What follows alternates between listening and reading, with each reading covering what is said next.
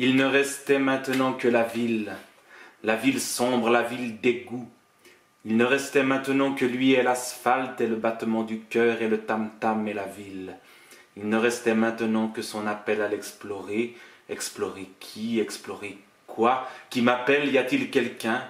Il pensa, je suis la ville assombrie, la ville dégoulinante, la ville tranquille, la ville n'est jamais tranquille, la ville calme, jamais calme la ville assombrie, la ville sombre, la ville dégoulinante, la ville d'égout, la ville vieille ville.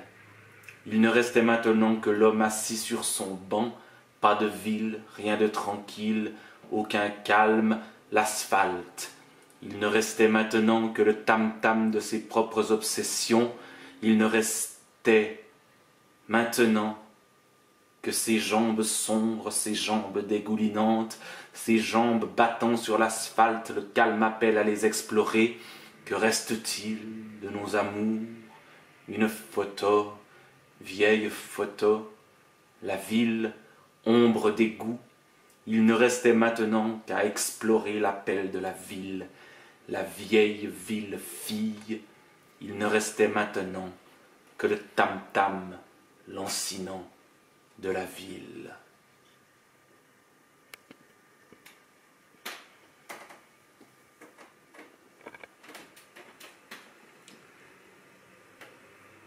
Ce que je viens de lire, c'est ma proposition 18 à l'atelier d'écriture Construire une ville de François Bon.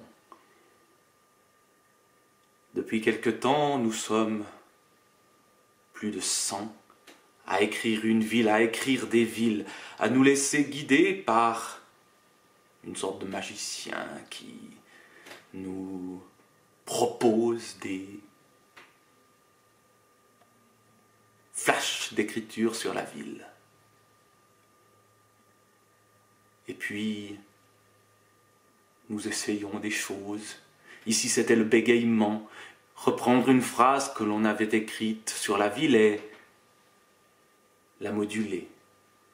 Parce qu'écrire la ville, très vite, ça devient écrire la vie.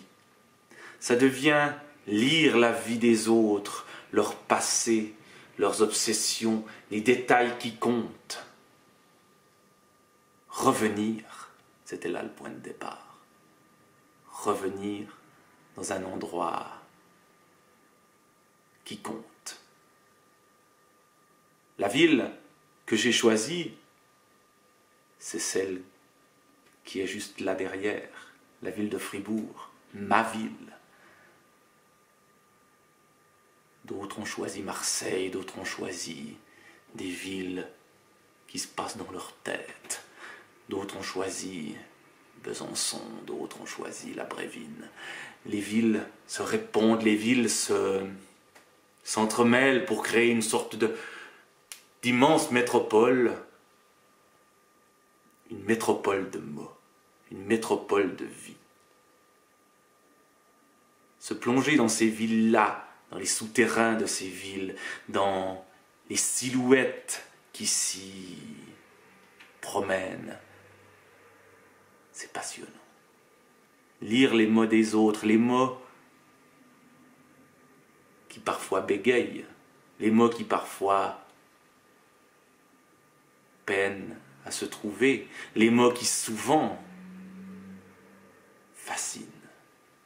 C'est une aventure, c'est un voyage que l'on fait sans vraiment partir. Ou en ne partant que dans sa tête, en ne partant que dans ses mots. Expérience fascinante. La ville, la vie, le paysage. Chaque jour, une nouvelle pensée, chaque jour, une nouvelle manière d'être déstabilisé, de ne plus savoir ce qu'on écrit, de ne plus savoir si tout cela a une logique. Tant pis pour la logique, ce qui compte c'est le fragment, c'est d'entrer par les mots dans le réel, d'entrer dans, j'y reviens, la présence.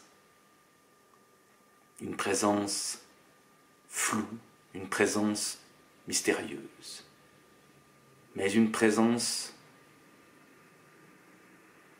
qui jamais